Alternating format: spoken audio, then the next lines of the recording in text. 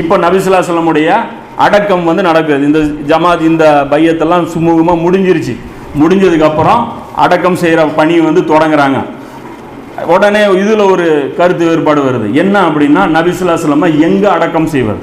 மக்காவிலையா மதீனாவிலையா? பிறந்த ஊர் மக்கா, இங்கே மறைஞ்ச ஊர் மதீனா. சரி, மதீனாலனா மதீனால எங்கே? ஜன்னத்துல் பகீலியா இல்லை எங்கே வச்சு அடக்கம் பண்ணுறது அப்படிங்கிற இந்த ஒரு டிஸ்கஷன் நடத்துகிறாங்க. இந்த நேரத்துலையும் பல கருத்துக்கள் வருது. ஒவ்வொருத்தரும் ஒவ்வொரு சொல்கிறாங்க, இங்கே அங்கே அப்படின்ட்டு. அப்பவும் யார் வந்து கண்ட்ரோல் பண்ணுறா? அபூபக்கர்லையானோ வர்றேன். உலகத்துக்கே சட்டம் சொல்கிறது மனிதர்கள்ட்ட ரசூலா தான் சட்டம் சொல்லுவாங்க. இப்படி இப்படி நடந்துக்கோ, இப்படி இப்படி. ரசூல்லாவுக்கு சட்டம் தெரிஞ்ச ஒரே ஆள் அபூபக்கர்லையானோ தான். அவர் மௌத்தானா எப்படி அடக்கம் பண்ணுங்கிற சட்டம் யாருக்குமே தெரியல அந்த நேரத்தில். அப்போ ரசூல்லா இவர் அபூபக்கர் சொல்கிறாங்க, நான் ரசூல்லா சொல்ல கேட்டிருக்கிறேன், நபி எங்கே மரணம் அடைகிறாரோ அங்கேயே அடக்கம் செய்ய வேண்டும். ரசூல்லா ஃபத்வா இவருக்கு தான் தெரியுது. அபூபக்கர் வேற யாருக்குமே தெரியல எங்கே அடக்கம் செய்யணும்.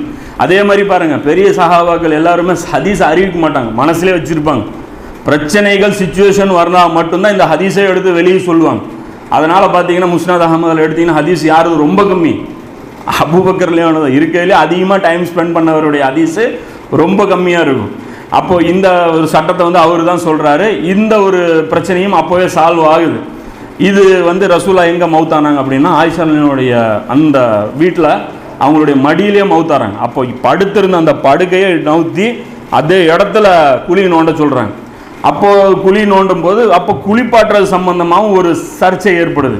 என்ன ஏற்படுது அப்படின்னா, குளிப்பாட்டுறது எல்லாரும் வந்து திரண்டுட்டாங்க. எல்லாமே நபி ஸல்லல்லாஹு அலைஹி வஸல்லம் குடும்பத்தார் தான் கூட இருக்காங்க. அப்துல்லா இப்னு அப்பாஸ் ரலியல்லாஹு அவங்க, அப்பாஸ் ரலியல்லாஹு அவங்க, கஷும் பின் அப்பாஸ் ரலியல்லாஹு அவங்க, உஸ்ஸாமா பின் சைத் ரலியல்லாஹு அவங்க, ஃபஸ்ல் இப்னு அப்பாஸ் ரலியல்லாஹு அவங்க, அலி இப்னு அபி தாலிப் ரலியல்லாஹு அவங்க, ஜைத் பின் ஹாரிஸா ரலியல்லாஹு அவங்க. இவங்க எல்லாம் இந்த குரூப்பு தான், இவங்க தான் குளிப்பாட்டுற அந்த பொறுப்பை கையில் எடுக்கிறாங்க. கையில் எடுத்த உடனே கதவை மூடிக்கிறாங்க. மூடின உடனே கஸ்ரஜை சேர்ந்த, அதாவது அன்சாரிகளை சேர்ந்த ஒருத்தர் என்னங்கிறாரு, வெளியே வந்து நின்றுக்கிறார். நின்றுட்டு அலிய அல்லாவை சாட்சியாக கேட்குறேன், எங்களுக்கும் உரிமை இருக்குது குளிப்பாடுறதுல, எங்களுக்கும் உள்ள அனுமதி கொடுங்க அப்படிங்கிறேன். அப்போ அவரை உள்ளே விடுறாங்க, நீங்களும் உள்ளே வாங்கன்ட்டு. அவர் வந்துட்டு என்ன பண்ணுறாரு, ரசூலா தொடறதுக்கு அவருக்கு மனசு வரல, போய் ஒதுங்கி ஓரமாக உட்காந்துட்டார்.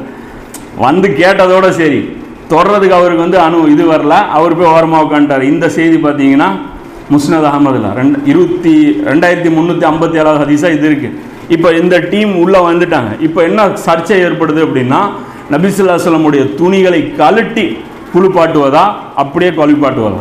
இப்போ என்ன பண்ணுறது? ஏன்னா பொதுவாக ஜனாசாவை எப்படி குளிப்பாட்டுவோம்? சட்டையெல்லாம் கழட்டுவோம், அடி கழுவுவோம், இதெல்லாம் பண்ணோம். ஒரு மசூரா நடத்துகிறாங்க. ரசூலா தொடறதுக்கு யாருக்குமே பயம். அப்படியே வந்து என்ன பண்ணுறது அப்படின்னு சொல்லி பேசிகிட்டே இருக்கிறாங்க. ஒரு டிபேட் நடந்துகிட்டே இருக்குது. திடீர்னு எல்லாருக்கும் தூக்கம் தள்ளுது.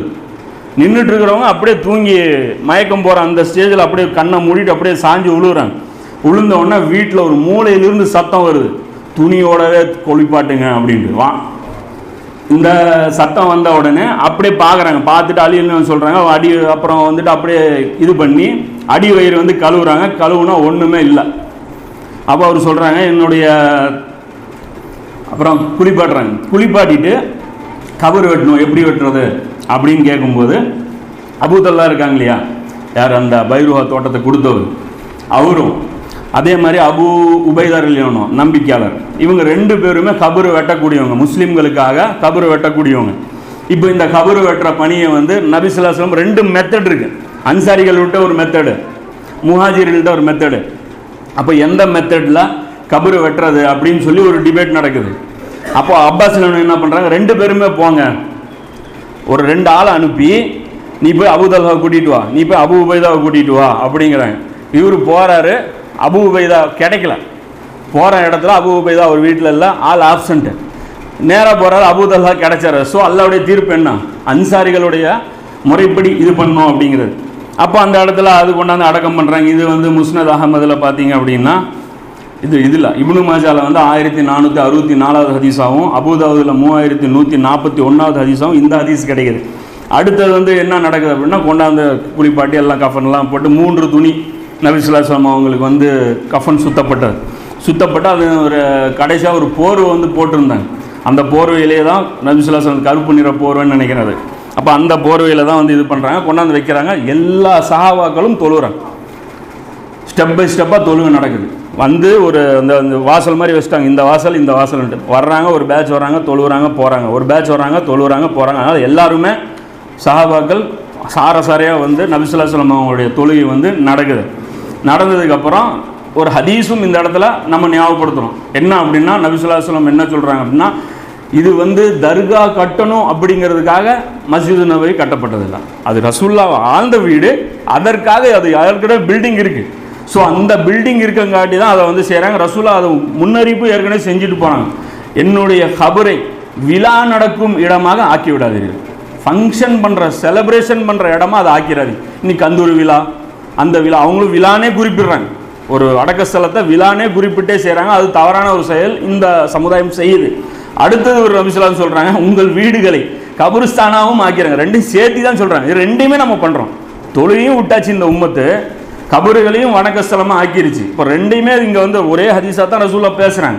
நீங்கள் எங்கே இருந்தாலும் என் மீது ஸலவாத் ஓதுங்க, ஏனென்றால் அது என்னிடம் வந்து சேர்ந்துடும். நீங்கள் எங்கே இருந்தீங்கனாலும் சரி, நீங்கள் ஸலவாத் ஓதுங்க, அது என்கிட்ட வந்து சேர்ந்துடும் அப்படின்னு சொல்கிறாங்க. இந்த ஹதீஸு அபூதாவுதுல 2042வது ஹதீஸு, முஸ்னத் அஹ்மதில் 8790வது ஹதீஸு.